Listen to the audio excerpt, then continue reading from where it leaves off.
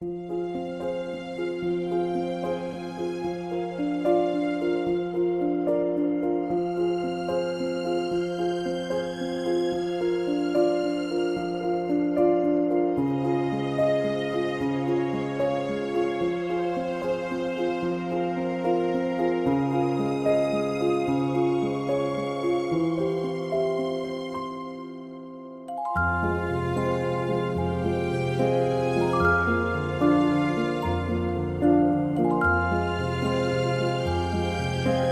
am delivering the 8th trilogy of lectures from the College of Medicine and the 6th one from the Faculty of Clinical Sciences.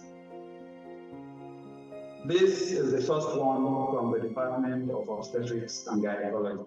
In this 44th lecture, I have chosen to focus on our institution, my alma mater, the University of Ibadan. I hope to take us on a journey analogous to that of life scientists who observe cells come together to form tissues, organs, and ultimately systems that give expression to life in the organism.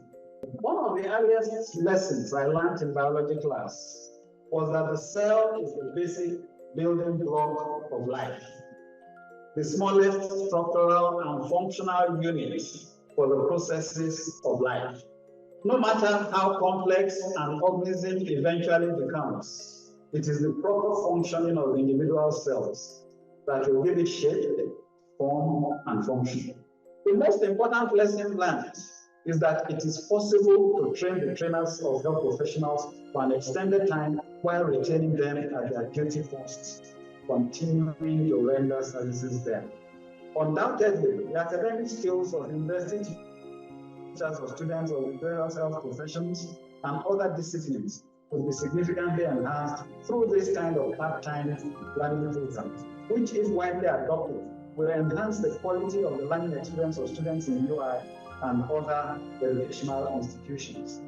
Mr. Vice Chancellor, these examples of exercising leadership in nourishing what will be described as the stem cells, like in the undergraduates, empowering the mature cells, teachers, through appropriate training,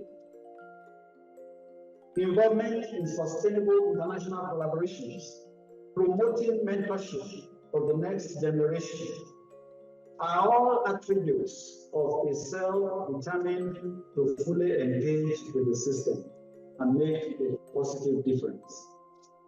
The system has certainly been made better by these contributions, and the cell has found fulfillment in being a part of the system.